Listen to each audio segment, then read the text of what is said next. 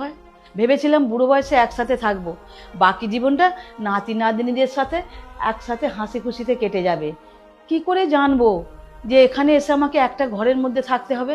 তোর কাছে বেশি কিছু চাই না, শুধু একটু সময় আর একটু ভালোবাসা তোর কাছ থেকে চাই, যেটা তোকে আমি ছোটবেলায় দিয়েছিলাম।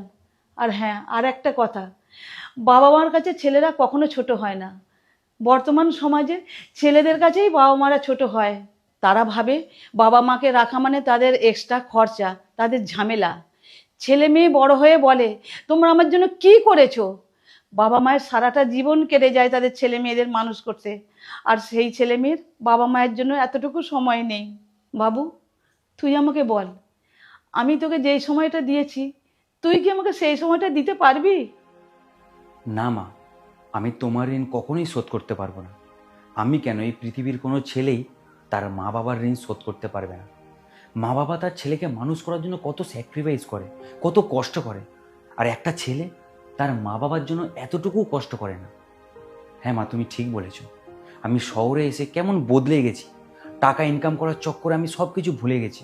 আমি তোমাকে ভুলে গেছি। আমি ভুলে গিয়েছিলাম মা বাবার বুড়ো বয়সে কাকে দরকার। নিজের ছেলেকে, নিজের ছেলের একটু সময় দরকার, তার সাথে একটু সময় কাটাবে বলে। কিন্তু আমি তোমাকে কোনো সময় দিতে পারিনি। আমি ভুলে গিয়েছিলাম তোমার আঙুল ধরে আমি চলতে শিখেছি। আমি পড়ে গেলে তুমি কতটা কষ্ট পেতে, আর এখন তোমার কষ্ট আমার চোখে পড়ছে না। তখন তুমিও তো কাজ করতে, কই তখন তুমি আমাকে একা ছাড়োনি। মা, তুমি আমাকে ক্ষমা করে দিও।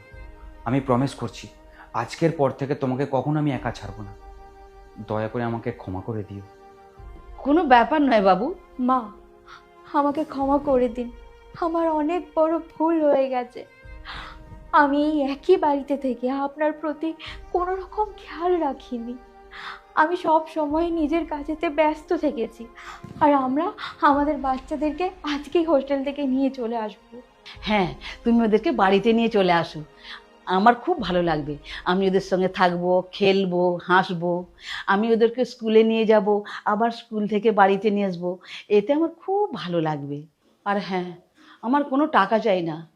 আমি এটা করেছিলাম শুধুমাত্র তোদেরকে বোঝানোর জন্য যে আমারও কতটা কষ্ট হয়।